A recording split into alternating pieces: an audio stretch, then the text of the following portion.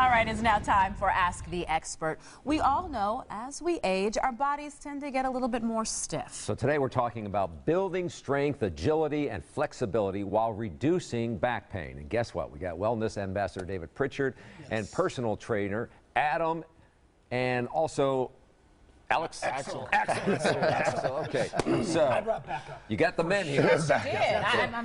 Well, one thing I'm concerned about, what I see out there, is that the sitting is the new smoking. We've heard we don't move enough, and so I brought movement specialists, Adam and Axel from Como out in the Walker's Point, a great new place that focuses just on that, building the body. So they're going to really show some interesting things on how to get people to move better at work, at home. And it's just a great way to understand fitness and understand the best ways to build your body. Yeah, just like Dave said, sitting or the lack of squatting is the new smoking, right? So the problem is that we're getting a lot of tightness in our hip flexors and a lot of compression in our spine. So we start seeing this back pain, people who sit all day, people who drive, right? So what we need to do is we need to start looking at the idea, and Axel is going to demonstrate something about global extension, which the idea, and global flexion.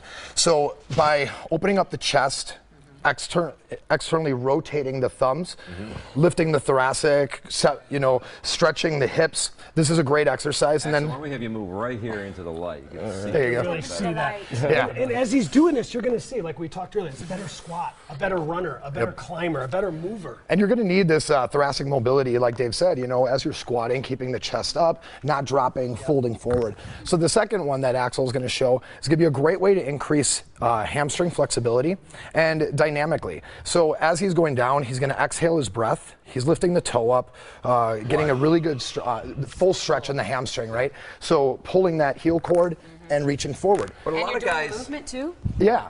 So and doing it while moving, so then it's creating a little balance game in here, right? So a lot of guys don't have that kind of flexibility. No, they don't. And I mean, somebody like me, I'm 215 pounds, and I move, and like my flexibility. So say I'm beginning, and I'm like, all right, here I can touch there. Right. That's 1 week. Then week 2, then week 3, then week 4. It's like hands down consistency. Especially going into snow shoveling. You can do this before you snow shovel. Right. It's a great way to warm up your body. Yeah.